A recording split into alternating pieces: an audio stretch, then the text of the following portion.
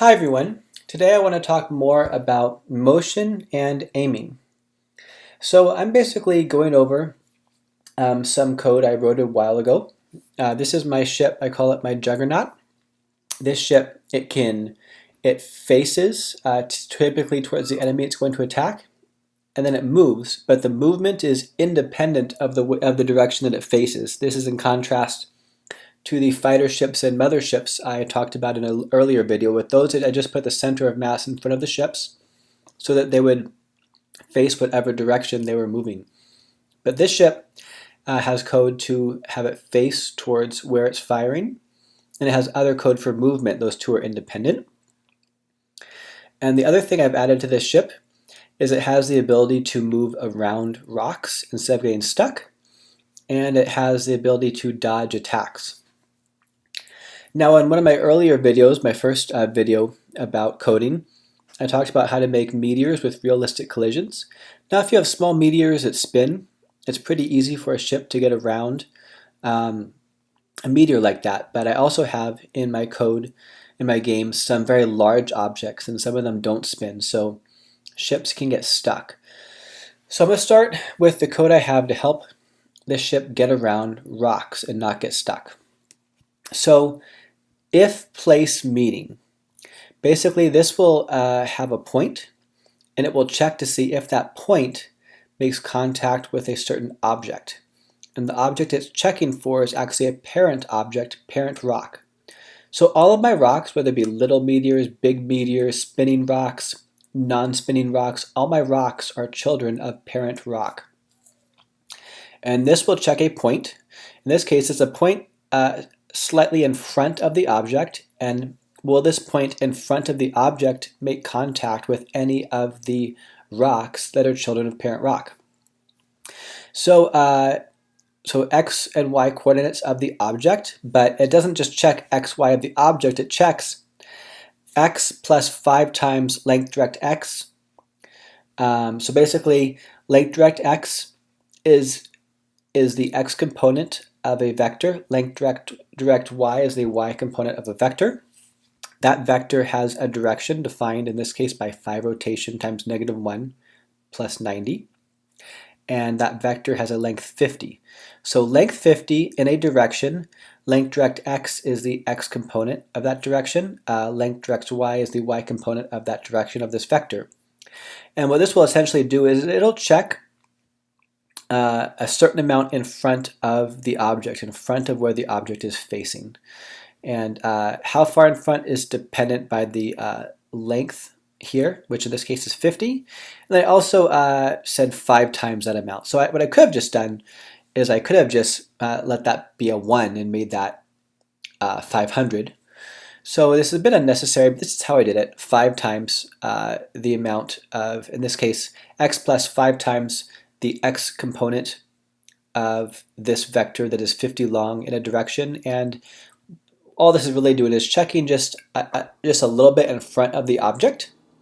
And then it says, or, same line of code except this time it's 10 times that amount. So it checks a point a little bit in front of the object, then it checks a point a little bit farther in front of the object to see if either of those 2 points are making contact with any of the meteors that are children of parent rock. Any of the rocks that are children of parent rock. And then if it makes contact with a rock, it runs this code. First code, var rock equals instance nearest. Basically, it's the rock, it's the children of parent rock, so it's the rock that is nearest this point, which this point is just a little bit in front of the object. So notice I have 5 times, 10 times. Well, here it's just looking for a rock that's in between those two. 7 is between 5 and 10. So it's just checking for whatever rock is closest to a point that is between these 2 points that it checks. A direction is the direction of that rock. Impulse, I'm going to use that to cause a force. It's not really impulse, it should be force. I'm going to physics apply force. And then so Ly, My, basically it's the y component of a vector. And in this case, impulse is going to be used almost like a length, right? Because over here, length direct x, a length in a direction. So a length in direction, so impulse is being used like length here. However, when you apply a force or an impulse, basically you have your x-coordinate. The distance from your x-coordinate for starting x to your ending x is actually going to define the force. The distance from the starting y to the ending y will define the y force. So I'm basically using this like a length, but that's because when you physics apply force, you basically, the length from start x to the end x here will define the x force. The length from the start y to the where you end y here will define the y force. So this length will define the force, which is why I call it, well, I should call it force, but I called it impulse. I shouldn't have. I should call it force. So if place meeting, basically if it hits that point that is just a little bit in front of the object,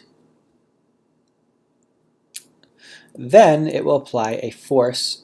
In this case, it applies a force, notice there's a negative here, negative 2 times.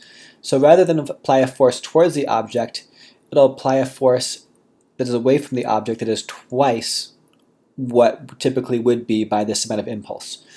So typically, let's say this object is chasing an enemy. In the process of chasing an enemy, it moves right into a rock. Well, now it'll apply a force away from that rock. So the other thing that happens here is that it compares the angle difference between the direction, so the direction of that rock, and compare it to the image angle. And notice I said an image angle plus 90, and that is because if the rock is directly in front, like above the object, in point direction, that would be defined as 90 degrees. However, because of the way this ship is drawn, notice how the sprite is drawn facing upwards. So when the sprite is drawn when the object is facing the same exact way that the sprite is originally drawn, that's defined as 0 degrees. But actually, when this rock is directly above this object, with point direction, that's defined as 90 degrees. And that's why I add 90 here. So basically, when the direction of the rock is equal to the image angle of the object plus 90, this object is exactly facing towards that rock.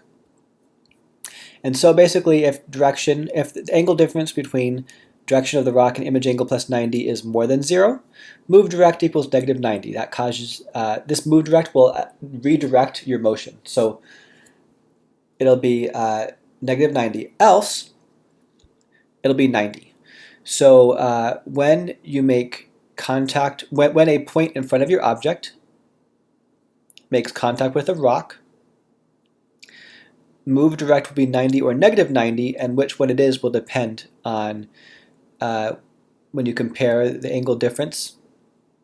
In this case, image angle plus 90, if it is more than 0 or less than 0.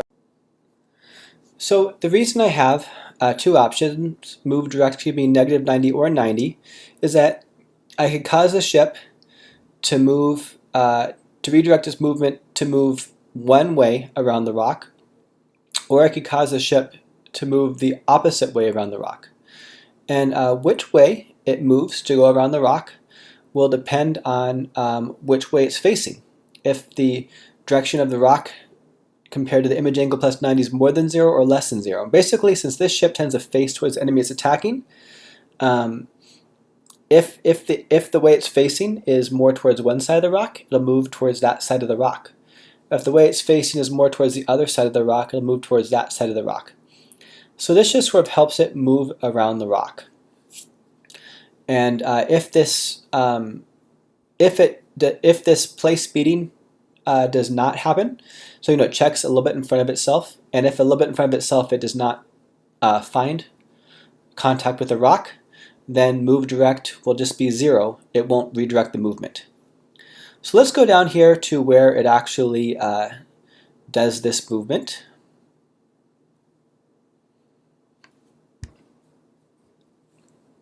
So I have some pretty complicated code there for dodging, but let's see.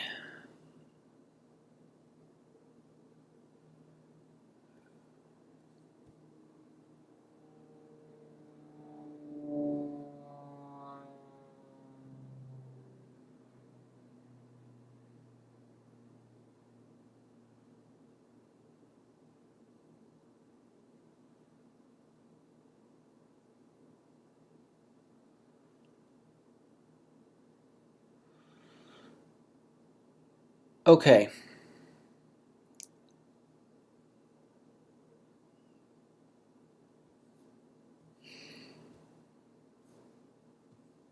So there's pretty complicated code here.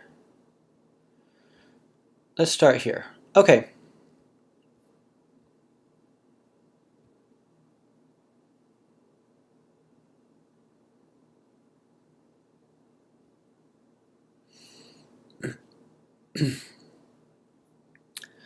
So chasing them is the enemy that it's chasing. If instance exists enemies, and if instance exists that the enemy is chasing, and if chase carrier not equals undefined. So basically there's a lot of stuff, just make sure that the variables I'm going to call exist. I'm not going to go into all the ways it chases the enemy, but basically if all these things exist, then direction equals point direction in the direction of the nearest chase carrier. Chasing them, instance nearest enemies, but basically chase carrier has different things it targets. It has sort of a priority. It'll attack a turret on a certain enemy.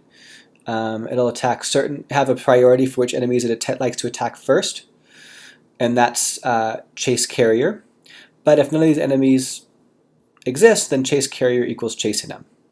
So basically this is going to chase the chase carrier, and so chase carrier has certain priorities of what it attacks first, but if these things aren't near, chase carrier equals chasing them, which is instance nearest enemy.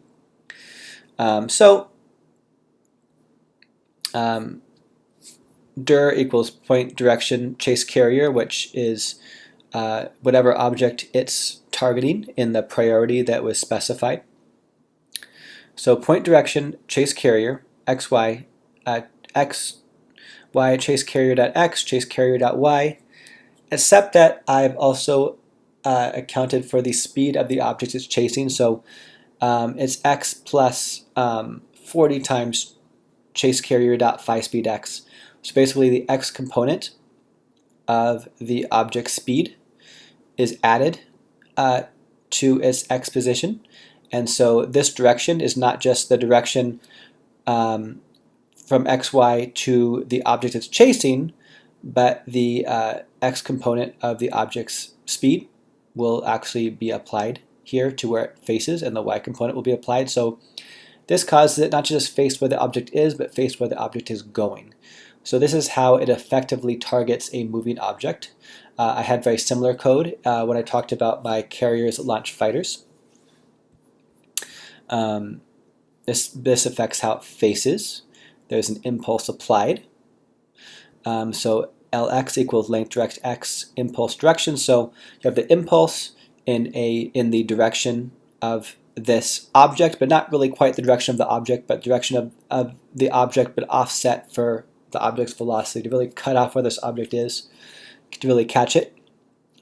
This is just a little bit of code to sort of help it. If two of these juggernauts are too close to each other, they'll spread out a bit. And I didn't like having to do this, but basically either it didn't exist or I didn't know how to use the instance nearest not me function. And so I wanted to check the instance nearest juggernaut that's not myself to see how close it is. And I didn't know how to use the instance nearest not me, or maybe it wasn't available at the time. So I basically move myself, and then I check the instance nearest juggernaut to that position. That's why I'm offsetting my x by a whole bunch here, and then putting it back. Comparing, and then friends would be the other friendly objects. Make sure that the instance nearest friendly object is, if it's too close to a friendly object, it moves. But the problem is the closest friendly object is itself, so it has to offset itself and then check. So not spending too much time on that, it's not super crucial. We go down a little bit. So yeah, here's where it checks the point distance to the nearest friend. And then it applies a negative direction away from that nearest friend if it's too close. So here's where it matters more. The point distance, if the point distance also to the object it's chasing is is fairly close, it also moves away. So notice this object doesn't get too close. It doesn't like to get right up to the enemy. It likes to keep some distance. And then here, if angle difference, direction towards the enemy it's chasing, compare that to the image angle plus 90 is greater than 0, then apply impulse, a negative impulse. If it's less than 0, apply a positive impulse. So what this will do is it will cause the ship to face in the direction of dir, which is defined by the direction of the enemy but offset for the enemy's speed. So this will cause it to face exactly in the direction it needs to face to effectively aim at this object, and it accounts for velocity, so it can hit a moving object. It aims, and so this gets the direction it needs to shoot, and this is how it aims. And so to go back up to my code up here, let's see. Here it compares the angle difference between this direction, the direction towards the rock, and how you're facing. And which direction you're facing will be determined by what you're aiming at. And so if the object you're chasing is kind of towards one side of the rock you're trying to get around, it's going to move that direction. If the object you're chasing is a little bit more towards the other side of the rock, then you'll be aiming that other way, in which case move direct will be moved the opposite way. So let me go back to where we can actually see move direct.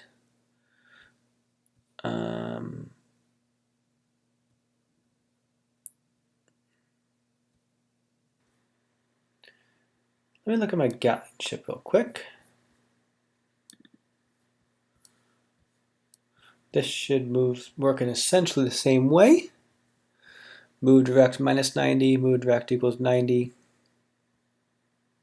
or move direct equals 0. And here direction equals this direction, the direction of the chase carrier, account for the velocity of the chase carrier, plus move direct. And that way, when you apply force,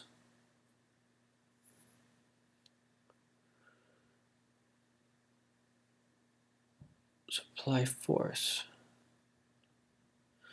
Physics apply force. You're applying force in the direction, but a direction that was offset by move direct, because direction is offset by move direct. And that's how this should work too, unless I made a mistake and took off move direct and made this not do anything. And I wonder if I did do that.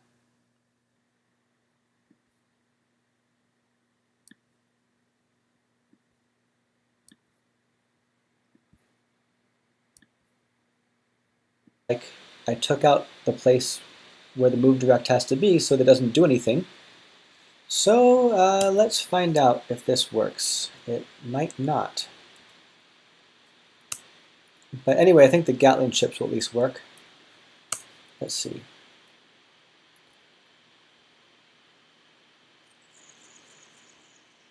Okay, the answer is it doesn't work.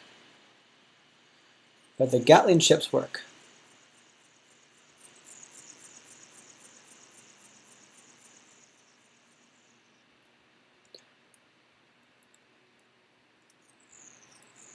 Okay, why don't I kill myself again?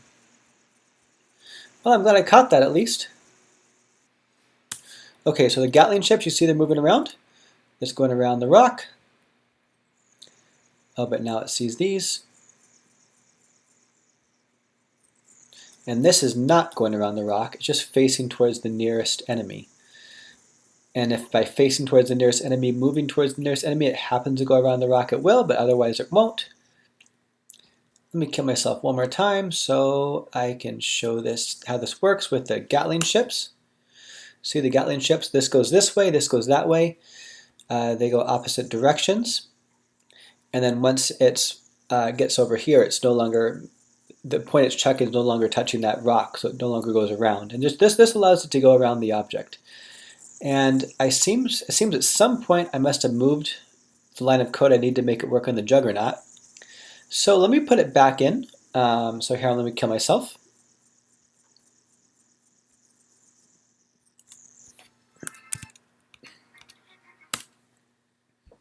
Okay, well, I verified that it's not working on the Juggernaut. I've got basically the same code for the Gatling ship, but it's not working on the Juggernaut. So why don't I put it back in on the Juggernaut? I don't know what I did, but it should not be that hard to get this working. Object Juggernaut.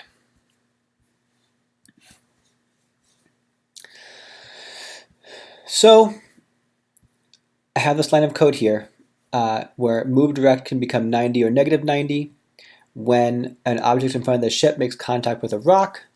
And basically, if it's facing towards a ship on one side of the rock, move direct is negative 90 to make it move towards that side of the rock where it's facing. If it's facing an enemy towards the other side of the rock, then it should move the other way, except that it's not working because I did not put move direct where it needs to be. So let me show you where move direct should be. It should be here. The direction should be affected by move direct. This direction is not the direction you face, it's the direction you move. And I can do this code because the direction I face is done here, not here. So plus move direct. And now move direct will now, if a rock is in front of the object, it makes contact with that point where it checks, then move direct will offset the direction by either 90 or negative 90 to make it move. So as it chases the enemy, it'll offset by 90 or negative 90 to make it move to one side or the other side of the rock. And it'll move towards the side of the rock that the enemy is on, since that's the direction it's going to be facing. It's going to be facing a little bit, if the enemy is a little bit to the right of the rock, then it'll move towards the right of the rock. If the enemy is a little bit towards the left of the rock, it'll probably move to the left of the rock because it'll move to whatever side is more towards the direction it's facing. So this offsets move direct. But I need to do one more thing. The angle, this affects the way that you face, and right now this just makes it face in the direction of dir. But I actually don't want, when I move direct myself, when I redirect my movement, I don't want to redirect my aiming, because then it's not going to aim effectively. So dir should be minus move direct, minus move direct, minus. Okay, because I add move direct to the direction, so then I subtract move direct from the direction, so that when move direct becomes something that's not 0, it won't affect the angle I face, it'll just affect the angle I move. So now I believe my Juggernaut ship should also effectively go around this big rock. So let's find out.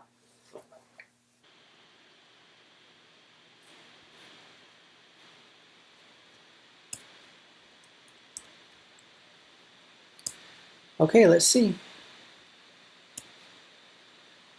And now it's moving around the rock. You see, this is facing that way, so it moves that way.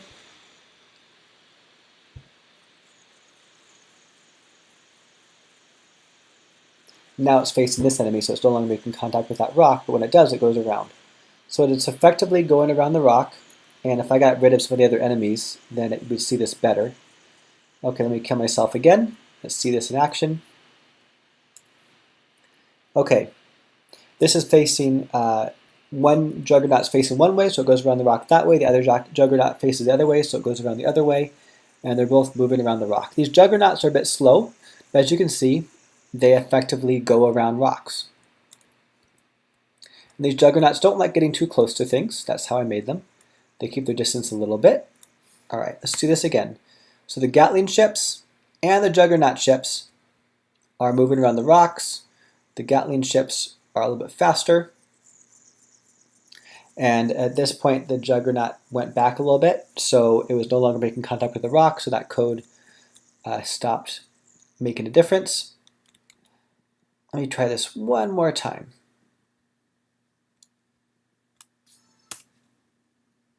Okay.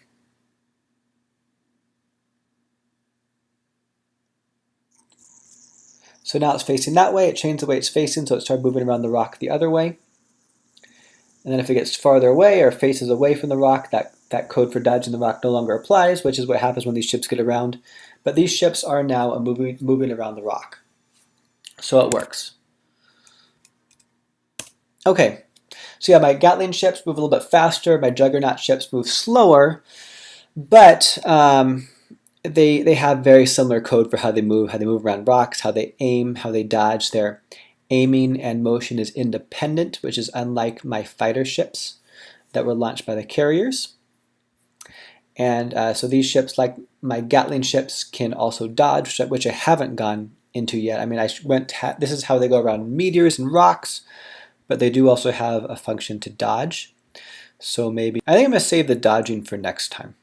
I think this is enough for today, but I think next time I'll go into how the dodging function works. But today I showed how it aims, how it moves, and how it goes around rocks. So I hope that is helpful. It's been helpful for me going over code I wrote a while ago, make sure I understand all of how it works, and I actually caught an error where I basically made my function for going around rocks not actually work, so I fixed that. So this was helpful for me. I hope it was helpful for you. Thank you for watching.